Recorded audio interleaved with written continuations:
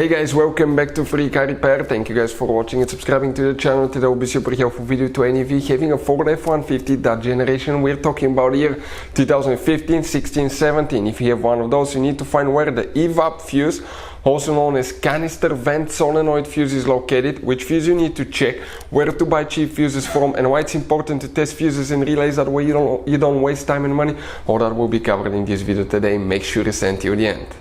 Before we start, let me tell you a little bit about us, guys. Every single car that we'll get here at the garage, we'll try to make every single fuse video and show you where it's located. Why we do that? Because if you're in the middle of the road, guys, in the middle of nowhere, and you need to find that fuse specifically, it will take you a shorter amount of time to just search for that video instead of looking for the manual in your glove box. And most of the times, people lose their manuals. And if you don't know which fuse, let's say, to replace for ignition coils, fuel injectors, fuel pump, you may be just stuck in the middle of nowhere. So that's why we are making all these videos, guys. We're constantly working here at the garage. We're taking things apart, as you can see. And if you want to check out, guys, we have 3 channels that altogether have more than 1.1 million subscribers. Okay, we have all the mechanical work there. This channel that you're watching right now, we're going to list, okay, the fuse videos here, so we can save you guys time, money, and we can make it conveniently for you guys. So let's start on it now.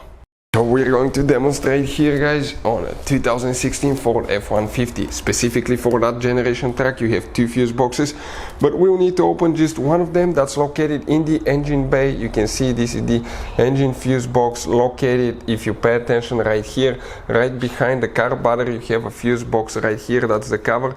You guys, okay, remove that cover right there, and you're going to open a fuse box that looks just like this one. You can see right here, that's the fuse box.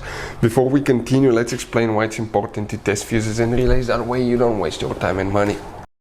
So let me explain why it's super important, guys, to test fuses. Fuses, not often you can see if they're burnt or they're good. Sometimes they may seem perfectly fine, you think it's a good fuse, you put it back in, and you end up spending money and time on parts and problems that do not exist, guys, when all you had to do, test your fuse, find out it's bad, replace it, fix your problem. So we will have a video how to test a fuse, okay, different kinds of fuses, and how to test relays, guys. We're going to put the link in the description of the video below, specifically to that video. Please check it out.